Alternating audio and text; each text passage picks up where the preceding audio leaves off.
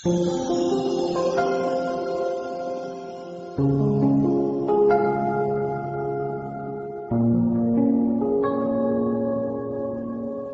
காலம் 3ஆம் வாரம் சனிக்கிழமை. முதல் வாசகம் திருத்துதர் பணிகள் நூலிலிருந்து வாசகம். அதிகாரம் 9, இறைவசனங்கள் 31 தொடக்கம் 42 முடிய. அந்நாள்களில் யூதேயா, கலிலேயா, சமாரியா ஆகிய பகுதிகளிலெல்லாம் திருச்சபை வளர்ச்சியுற்று ஆண்டவருக்கு அஞ்சி நடந்து அமைதியில் திளைத்து தூய ஆவியாரின் துணையால் பெருகி வந்தது.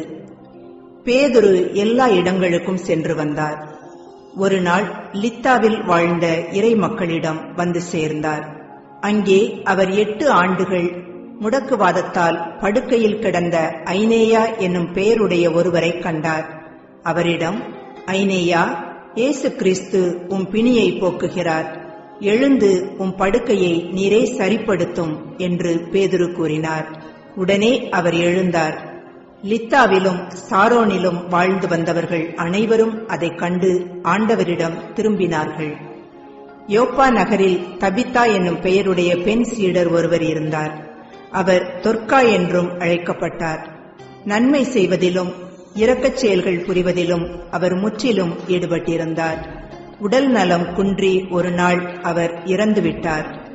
அங்கிருந்தோர் அவரது உடலை குழிப்பாட்டி மேல் மாடியில் கிடத்தியிருந்தனர். யோப்பாவிற்கு அருகில் உள்ள லித்தாவுக்கு பேதுரு வந்திருப்பதை சீடர்கள் கேள்விப்பட்டு இருவரை அவரிடம் அனுப்பி, எங்களிடம் உடனே வாருங்கள் என்று கெஞ்சி கேட்டார்கள். பேதுரு புறப்பட்டு அவர்களோடு வந்தார். வந்ததும் அவர்கள் அவரை மேல் மாடிக்கு அழைத்துச் சென்றார்கள். கைம்பெண்கள் அவர் அருகில் வந்து நின்று தொர்க்கா தங்களோடு இருந்தபோது செய்து கொடுத்த எல்லா அங்கிகளையும் ஆடைகளையும் காண்பித்தவாறே அழுதார்கள். பேதுரு அனைவரையும் வெளியே அனுப்பிவிட்டு முழந்தாள் படியிட்டு இறைவனிடம் வேண்டினார். அவரது உடலின் பக்கமாக திரும்பி, தபித்தா, எழுந்திடு என்றார். உடனே அவர் கண்களை திறந்து பேதுருவை கண்டு எழுந்து உட்கார்ந்தார். பேதுரு அவருடைய கையை பிடித்து எழுந்து நிற்கச் செய்தார். இறை மக்களையும் கைம்பெண்களையும் கூப்பிட்டு அவர்கள் முன் அவரை உயிருடன் நிறுத்தினார். இது யோப்பா நகர் முழுவதும் தெரிய வரவே ஆண்டவர் மீது பலர் நம்பிக்கை கொண்டனர்.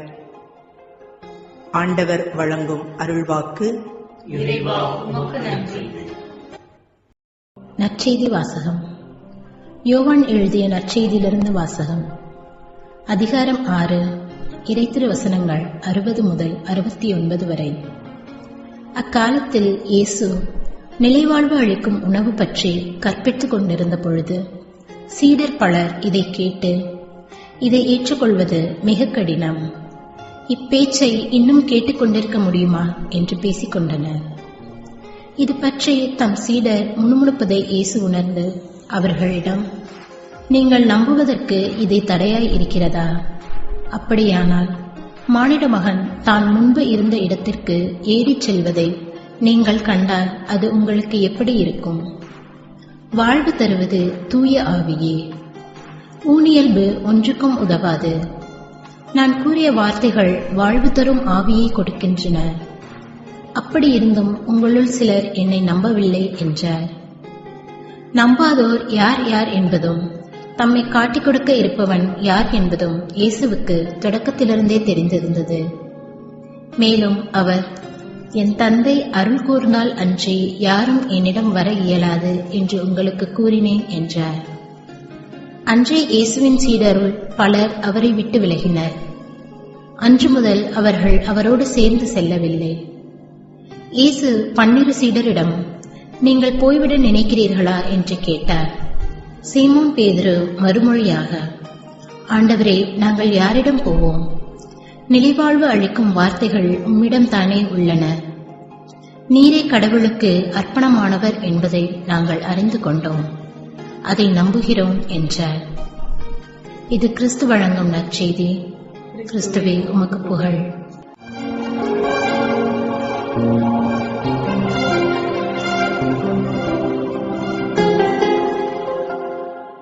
அன்புக்குரியவர்களே, யோவான் நற்செய்தி 6ஆம் பிரிவில் ஒரு முரண்பாட்டை நாம் பார்க்கிறோம். எந்த மக்கள் கூட்டம் இயேசுவை அரசனாக்க முயற்சி செய்ததோ, வசனம் 15, அதே கூட்டம் சிறிது நேரத்திற்குள்ளாகவே அவரை விட்டு விலகிச் சென்றது என்று பார்க்கின்றோம். இது மக்களின் நிலையற்ற தன்மையை, ஃபிக்கல்னஸ், வெளிப்படுத்தினாலும் அவர்கள் இவ்வாறு நடந்து கொண்டது ஏன் என்று ஆராய்வது கொஞ்சம் அவசியமான ஒன்றாக இருக்கின்றது. இயேசு அப்பங்களை பகிர்ந்து மக்களின் வயிற்று பசியை போக்கிய பின்புதான் அவர்கள் இயேசுவை அரசராக்குவதற்கு முயற்சி செய்தனர். அப்பங்களை இயேசு பகிர்ந்து மக்களின் பசியை போக்கியது அவர் மக்களின் உடல் சார்ந்த, பொருள் சார்ந்த தேவைகளை நிறைவு செய்வதை சுட்டிக்காட்டுகிறது. மக்களை பொறுத்த அளவில் இயேசுவை அரசராக்கிவிட்டால் தங்களின் பொருள் சார்ந்த தேவைகளை பற்றி கவலை கொள்ள தேவையில்லை. அமுத சுரபியாய் தேவையான போதெல்லாம் தங்கள் பொருளாதார தேவையை நிறைவு செய்து விடுவார், வாழ்வு மகிழ்வான ஒன்றாக மாறிவிடும் என்று எண்ணினர். இதன் காரணமாகவே அவரை அரசராக்க முனைந்தனர். ஆனால் இயேசுவை பொறுத்த அளவில் பொருளாதாரம் என்பது வாழ்வின் ஒரு சிறு பகுதி மட்டுமே.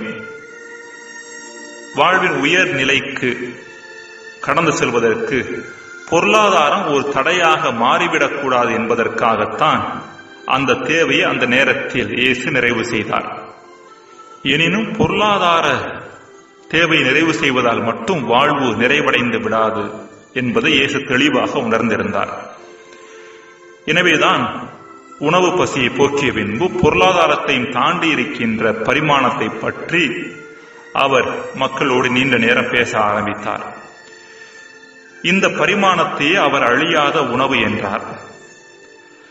தன்னை உணவாக உண்பதன் மூலம் இறைவனோடு இணைந்து இருப்பதன் அவசியத்தை பற்றி பேசினார். இவ்வாறு இறைவனோடு இணைந்து இருத்தலின் மூலம், அதன் விளைவாக தூய ஆவியை பெறுவதன் மூலம் மட்டுமே வாழ்வின் நிறைவை உணர முடியும் என்பதையும் தெளிவாக விளக்கினார்.